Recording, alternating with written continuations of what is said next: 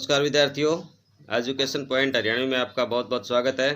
तो विद्यार्थियों, आइए हम आज पहला पार्ट है माता का अंचल, इसके अभ्यास के प्रश्नोत्तरों को सीखते हैं। क्योंकि इससे पहले वाले वीडियो में हमने लेसन को पढ़ लिया था, पाठ को पढ़ लिया था। तो ये कृतिका भाग का हमारा पहला लेसन है। इसका पहला प्रश्न है, प्रस्तुत पाठ के आधार पर यह कहा जा सकता है कि बच्चे का अपने पिता से अधिक जुड़ाव था, फिर भी विपदा के समय वह पिता के पास न जाकर माँ की शरण लेता है।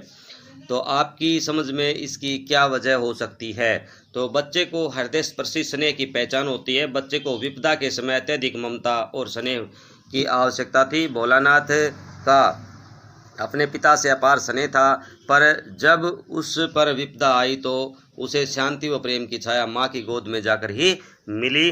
वह शायद उसे पिता से प्राप्त नहीं हो सकती थी या हो पाती थी। माँ के आंचल में बच्चा स्वयं को सुरक्षित महसूस करता है। आपके विचार से भोलानाथ अपने साथियों को देखकर कैसी सकना क्यों भूल जाता था? भाई, भोलानाथ भी बच्चे की स्वाभाविक आदत के अनुसार अपनी उम्र के बच्चों के साथ खेलने में रुचि लेता था। उसे अपनी मित्र मंडली के साथ तरह तरह की क्रीड़ा करना अच्छा लगता था। वे उसके हर खेल व हुड़दंग के साथी थे। अपने मित्रों को मजा करते देख वह स्वयं को रोक नहीं पाते थे, इसलिए रोना भूल करके दोबारा अपनी मित्र मंडली में खेल का मजा उठाने लगता था। उसी मग्नावस्था में वैसे सीखना भी भूल जाता था।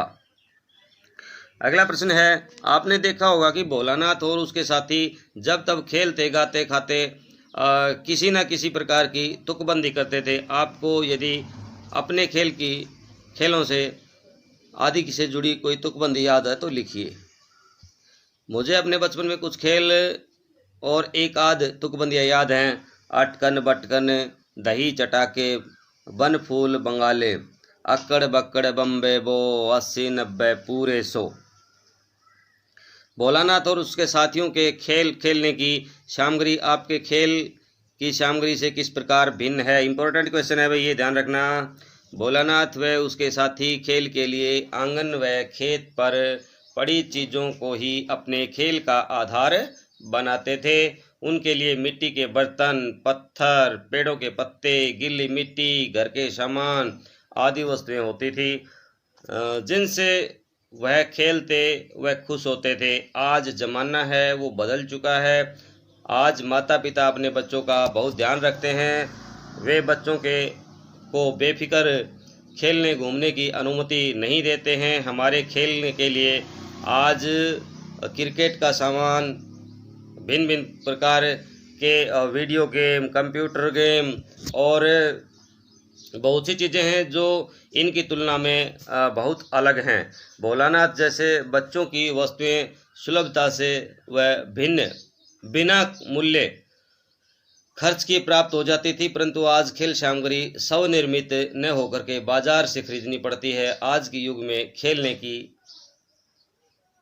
समय सीमा भी तय कर ली जाती है, अतः आज खेल में स्वच्छंदता नहीं रही है। पाठ में आए ऐसे प्रसंगों का वर्णन कीजिए जो आपके दिल को छू गए।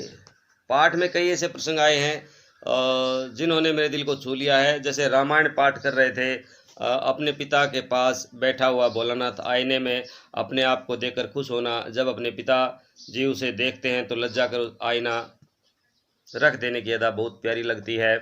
बच्चे का अपने पिता के साथ कुश्ती लड़ना, स्थिर होकर बच्चे के बल को बढ़ावा देना और पछाड़ खाकर गिर जाना, बच्चे का अपने पिता की मूंछ खींचना और पिता का इसमें प्रसन्न होना बड़ा ही आनंदप्रद प्रसंग है। बच्चों द्वारा नंबर 3 पे बारात का समांग रचते हुए समधी को बकरे पर सवार होना, दुल्हन को लिवा लाना और पिता द्वारा दुल्हन का घूंघट उठाने पर सब बच्चों का भाग जाना। बच्चों के खेल में समाज के प्रति उनका रुझान झलकता है। तो दूसरी ओर उनकी नाटकीयता, संवाद का बचपन। अगला है, इसमें कहानी के अंत में भोलानाथ का माँ के आंचल में छिपना, सिसकना, माँ की चिंता, हल्दी लगाना, बाबूजी के बुलाने पर माँ की गोद न छोड़ना, मरम स्पर्शी दृश्य उपस्थित करता है, अनायास माँ की याद दिला देता है। इस उपन्यास अंश में 30 के दशक की ग्राम्य संस्कृति का चित्रण है। आज की ग्रामीण संस्कृति में आपको किस तरह के परिवर्तन दिखाई देते हैं? भाई, गांव में हरे भरे खेतों के बीच वृक्षों के झुरमुट और ठंडी छांवों में से घिरा कच्ची मिट्टी एवं छान का घर करता था। आज ज़्यादातर गाँव में पक्के मकान ही देखने को मिलते हैं। पहले गांव में भरपूर भरे पूरे परिवार होते थे। आज एकल संस्कृति ने जन्म ले लिया है। अब गांव में भी विज्ञान का प्रभाव बढ़ता जा रहा है। जैसे लालटेन के स्थान पर बिजली, बैल के स्थान पर ट्रैक्टर का सामान जो प्रयोग है वो घरेलू खाद के स्थान पर बाजार में उपलब्ध कृत्रिम खाद का प्रयोग तथा विदेशी दवाइयों का प्रयोग किया जा रहा है। पहले की तुलना में अब किसानों यानी खेतिहर मजदूरों की संख्या घट गई है। पहले गाँव के लोग बहुत ही सीधा साधा जीवन व्यतीत करते थे। आज बनावटीपन देखने को मिलता है। पाठ पढ़ते आपको भी अपने माता पिता की लाड प्यार याद आता होगा। आप इन भावनाओं को डायरी में अंकित कीजिए। मुझे मेरे बचपन की एक घटना याद आ रही है। मैं आंगन में खेल रहा था। कुछ बच्चे पत्थर से पेड़ पर फंसी पतंग निकालने का प्रयास कर रहे थे। एक पत्थर मुझे आँख पर लगा। मैं ज़ोरों से रोने लगा। मुझे पीड़ा से रोता हुआ देखकर माँ भी रोने लगी और फिर माँ और पिता जी मुझे डॉक्टर के पास ले गए। डॉक्टर ने कहा कि डरने की बात नहीं है। तब दोनों की जान में जान आई। अगला प्रश्न है, यहाँ माता पिता और बच्चे के प्रति जो वात्सल्य व्यक्त हुआ है उसे अपने शब्दों में लिखिए। माता का अंचल में माता पिता के वात्सल्य का बहुत ही सरस मनमोहक वर्णन हुआ है। इसमें लेखक ने अपने शैशव काल का वर्णन किया है। भोलानाथ के पिता के दिन का आरंभ ही भोलानाथ के साथ शुरू होता था। उसे नहलाकर पूजा पाठ कराना, उसको अपने साथ घुमाने ले जाना, उसके साथ खेलना, वह उसकी बाल सुलभ क्रीड़ा से प्रसन्न होना उनके स्नेह व प्रेम को व्यक्त करता है। भोलानाथ की माता वात्सल्य व ममता से भरपूर माता है।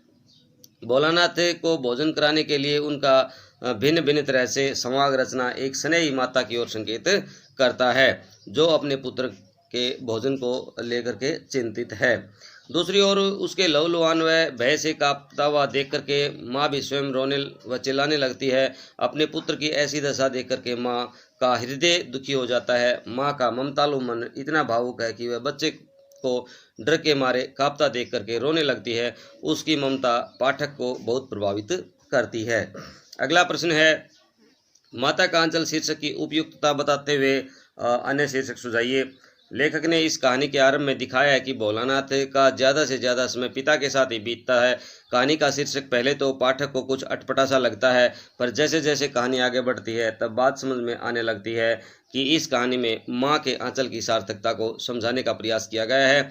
भोलानाथ को माता व पिता दोनों से प्रेम मिलता है। उसका दिन पिता की छत्र छाया में ही शुरू होता है। पिता ही उसकी हर क्रीड़ा में सदैव साथ रहते हैं, विपदा होने पर उसकी रक्षा करते हैं।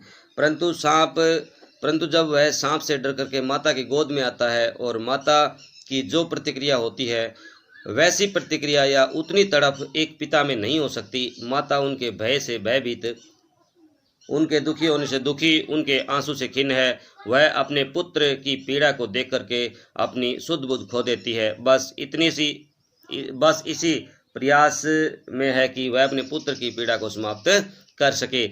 माँ का यही प्रयास उसके बच्चे को आत्मीयता का सुख व प्रेम अनुभव कराता है। उसके बाद तो बात शीशे की तरह साफ हो जाती है कि पाठ का शीर्षक माता का आंचल क्यों उचित है। पूरे पाठ में माँ की ममता ही प्रधान दिखती है, इसलिए कहा जा सकता है कि पाठ का शीर्षक सर्वथा उचित है। इसका अन्य कोई और शीर्षक हो सकता है माँ की ममता। बच्चे माता पिता के प्रति अपने प्रेम को कैसे अभिव्यक्त करते हैं? तो बच्चे माता पिता के प्रति अपने प्रेम की अभिव्यक्ति कई तरह से करते हैं। माता पिता के साथ विभिन्न प्रकार की बातें करके अपना प्यार व्यक्त करते हैं। माता पिता को कहानी सुनाने या कहीं घुमाने ले जाने या अपने साथ खेलने को कहकर करते हैं। वे अपने माता पिता से रो धोकर या जिद करके कुछ मांगते हैं और मिल जाने पर उनको विभिन्न तरह से प्यार करते हैं। माता पिता के साथ नाना प्रकार के खेल खेल करके, माता पिता की गोद में बैठकर या पीठ पर सवार होकर के या माता पिता के साथ रहकर उनके प्यार अपना प्यार व्यक्त करते हैं। इस पाठ में बच्चों की दुनिया रची गई है, वह आपके बचपन की दुनिया से किस तरह से भिन्न थी। प्रस्तुत पाठ में बच्चों की दुनिया रची गई है, उनकी पृष्ठभूमि पूर्णतः ग्रामीण जीवन पर आधारित है। प्रस्तुत कहानी 30 के दशक की है। तत्कालीन समय में बच्चों के पास खेलने कूदने का अधिक समय हुआ करता था। उन पर पढ़ाई करने का आज जितना दबाव नहीं था। ये बात अलग है कि उस समय उनके पास खेलने के अधिक साधन नहीं थे। वे लोग अपने खेल प्रकृति से ही प्राप्त करते थे और उसी प्रकृति के साथ खेलते रहते थे। उनके लिए मिट्टी, खेत, पानी, पेड़, मिट्टी के बर्तन आदि साधन थे। आज 3 वर्ष की उम्र होते ही बच्चों को नर्सरी में भर्ती करा दिया जाता है।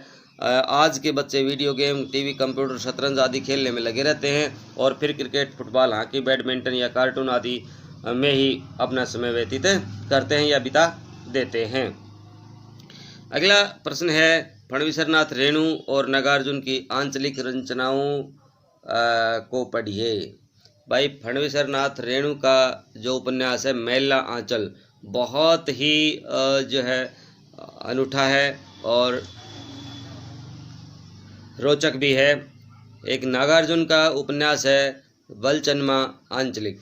तो आंचलिक होता है बेटा क्षेत्रीय उपन्यास, जो क्षेत्र के बारे में जिनमें बताया जा सके, एक विशेष क्षेत्र के बारे में वर्णन किया जा सके, वो आंचलिक होते हैं। तो बेटा इस प्रकार हमने इस पाठ के अभ्यास के सारे प्रश्नोत्तरों को कर लिया है। तो इसके मुख्य प्रश्नों को आप अपनी कॉपी में राइट डाउन कर लेंगे ताकि आने वाले समय में आपके एग्ज़ाम के लिए वो महत्वपूर्ण सिद्ध हो सकें। तो बने रहिए मेरे साथ एजुकेशन पॉइंट हरियाणवी पर। जय हिंद, जय भारत।